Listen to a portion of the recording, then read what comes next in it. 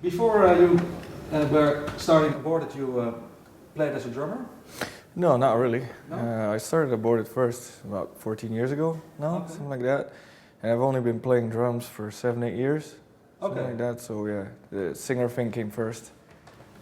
Okay, but why did you have the need to start drumming? Was that a curiosity? I just, we were just fooling around with some friends from another band, and I suddenly sat behind the drum kit as a joke.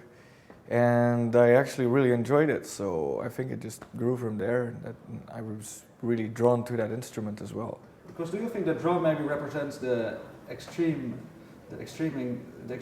part of metal and extreme music? Do you think? I don't know. I think without a doubt that both singers and drummers have the most physical tasks in at least this style of music. Mm-hmm. But I don't know. I really enjoyed playing the drums. It was just putting the rhythms, hitting something. This is fun. Which is, do you stop now playing? No. I haven't played for a long time now, but it's definitely that I intend to stop playing. It's just the situation I'm in right now. Where I live, I haven't any access to my drum kit, so that's the only problem. You live in Ghent? Not anymore. I moved to Tel Aviv a year ago. Tel Aviv? Yeah. Israel? Yeah. Is that because of your background? No. I have no background related to that at all. I just married a girl from Israel, so. And I can imagine that had a big impact maybe on the band, or? Not really. I mean, for the last years, we've had members from outside of Belgium for a while, and our guitarist is from Paris, our drummer's from the UK, so he needs to fly in as well. So we were already in a situation where we can't really rehearse on a steady base. So the only thing that would stop me from moving pretty much just disappeared. So I can just fly in for whatever we're doing, be it tours, recordings. We always fly in a bit before. We have rehearsals to make sure everything's tight, and that's just the way we work. And where do you rehearse? We rehearse in Ghent. In Ghent. Yeah. And I was just curious, how is it to live in Tel Aviv now? I think it's a big difference then from where you came from. Well, it's warmer.